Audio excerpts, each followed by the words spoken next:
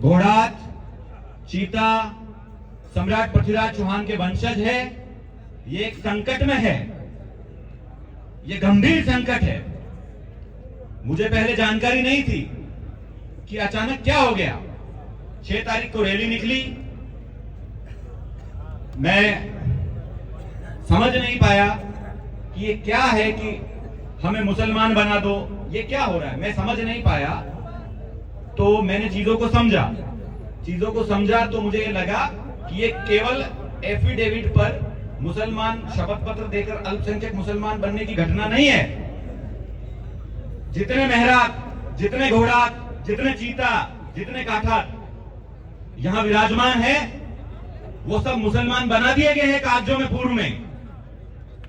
और ये मुझे पहले जानकारी होती तो मैं आज तक रुकता नहीं। 6 तारीख से आज का दिन है, ढंग से सो नहीं पाते हैं, क्योंकि हर दिन मुसलमान, फकीर मुसलमान की श्रेणी के मुसलमान का दिन जी रहे हैं। 2 वर्ष हो गए भाजपा सरकार को। धन्यवाद देना चाहूंगा विश्व हिंदू परिषद को।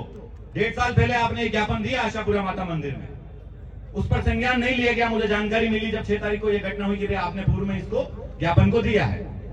तो सरकार से अनुरोध भी करना चाहेंगे, विधायक महोदय यहाँ बैठे हैं, 3 विधायक है समाज के, आपको विधानसभा के अंदर खड़ा हो जाना चाहिए, वेल में आ जाना चाहिए कि हमारे भाई हर दिन मुसलमान का जीवन जी रहे हैं। कोई मुल्ले मौलवी ये जो क्षेत्र में है ना, अगर हम अपनी पे आ जाए तो किसी की औकात नहीं कि यहाँ टिकेंगे। सही है सर।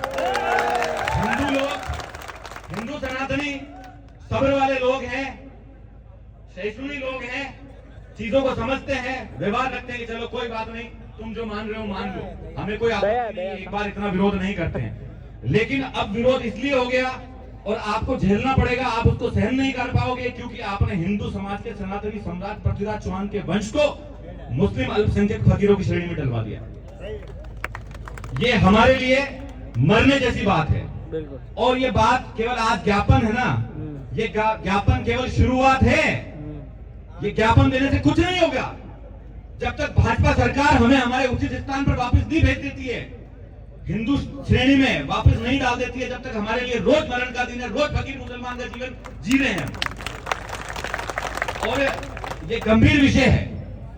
आप समझिए, कोई भी आयोग जिसने ये काम किया उसमें 2 मुसलमान थे, एक अन्य जाति का व्यक्ति था।